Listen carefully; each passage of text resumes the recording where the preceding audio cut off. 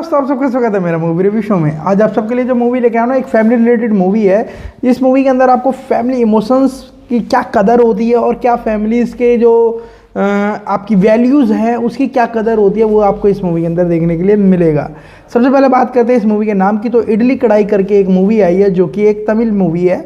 Movie के अंदर की अगर मैं डायरेक्शन की बात करूँ तो धनुष ने इस मूवी को डायरेक्ट किया है और राइटिंग भी की है, मतलब कि इस मूवी की एक स्टोरी भी लिखी है धनुष ने ही, और धनुष ने ही इस मूवी को प्रोड्यूस भी किया है। मतलब 50% एक प्राइवेट कंपनी उसने और धनुष ने कर मिलके इस मूवी को प्रोड्यूस किया है।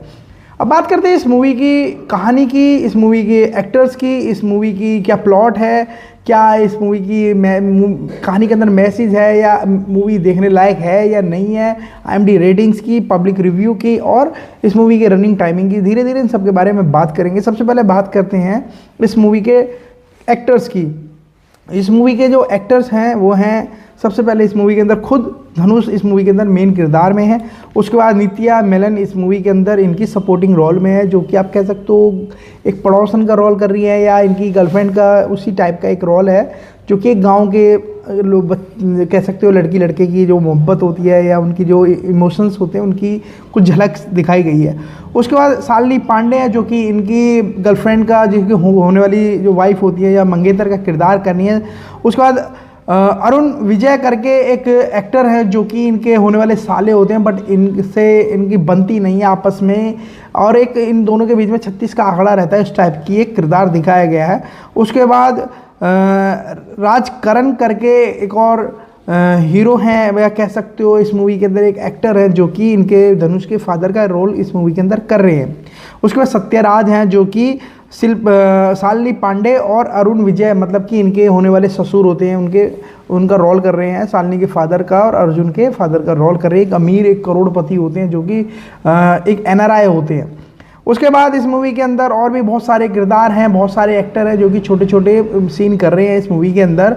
और सबसे पहले बात करते हैं अब इस मूवी की कहानी की। तो सबसे पहले दिखाया जाता है कि जो धनुष होते हैं वो एक छोटे से बच्चे होते हैं और उनके फादर एक इडली की दुकान खोलते हैं और इडली की दुकान में वो एक ऐसे मतलब अपने हाथों से मेहनत करते हैं, इतना अपनी जान लगा देते हैं पूरी उस दुकान को चलाने के लिए और लोगों को इतनी प्यार से परोसते हैं।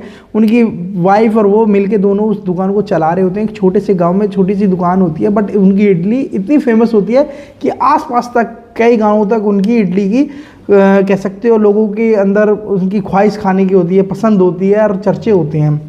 उसके बाद दिखाया जाता है कि धनुष वहाँ नहीं रहना चाहता, वो चाहता है कि मैं बाहर जाऊँ और मैंने इतनी पढ़ाई करी है तो मैं अपने पढ़ाई से रिलेटेड काम करूँ। उससे रिलेटेड वो एक शेफ़ की ही पढ़ाई करते हैं, तो बाहर जाके एक बड़ी इंटरनेशनल जो कंपनी होती है वो एक होटल होता है उसके लिए काम करते हैं, जो कि जो सत्यराज होते हैं उनका ही होटल होता है। तो धीरे धीरे कहानी दिखाई जाती है कि सत्यराज की बेटी से ये शादी करने वाले होते हैं, उनके 2-3 दिन रह जाते हैं, तभी एक फ़ोन आता है उनके गाँव से कि उनके पिताजी की मौत हो गई है। तो उसके लिए वो वापस गांव आते हैं। उसके कुछ दिन बाद पता चलता है 3-4 दिन बाद उनकी माता भी गुजर जाती हैं। तो उसके बाद ये गांव में ही रुक जाते हैं कुछ समय के लिए और इनके ऊपर एक प्रेशर बनाया जा रहा होता है उनके ससुर उनके वाइफ की मतलब होने वाली वाइफ की ऊपर की तरफ से कि वापस जल्दी आओ शादी होनी है, क्योंकि हमारे इंटरनेशनल गेस्ट आने वाले हैं, हमारी बदनामी हो जाएगी अगर शादी रुक गई। तो एक ऐसा मोमेंट दिखाया जा रहा होता है कि इनको इमोशनली अत्याचार मतलब इनके ऊपर इमोशनली फोर्स डाला जा रहा होता है और इनको वापस बुलाने के लिए पूरी कोशिश करी जा रही होती है।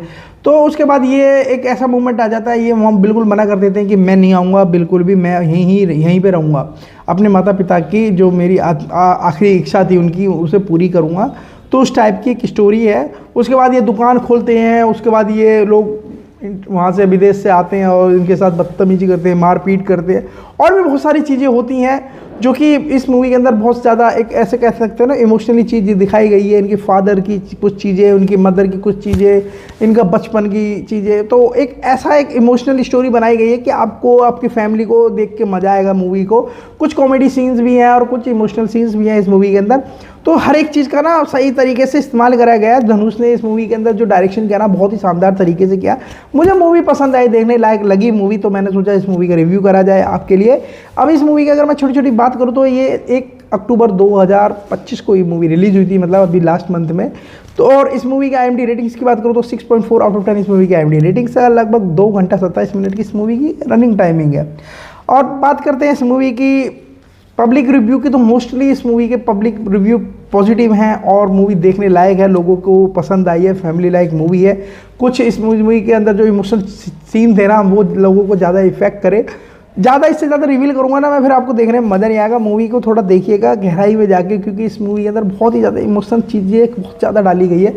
जो लोग शहर चले जाते हैं और गांव छोड़ देते हैं तो उनके लिए क्या क्या चीज़ें गलत होती हैं और क्या उनके लिए होना चाहिए था, वो सब इस मूवी के अंदर दिखाया गया है। बहुत सारी और भी चीज़ें हैं, वो मूवी देख के पता चलेगा। अपनी अगर मैं रिव्यू की बात करूँ तो मुझे मूवी अच्छी लगी, मैं रिकमेंड करूँगा आपको, ये आप जरूर देखिएगा। ये नेटफ्लिक्स पे आपको हिंदी में देखने के लिए मिल जाएगी।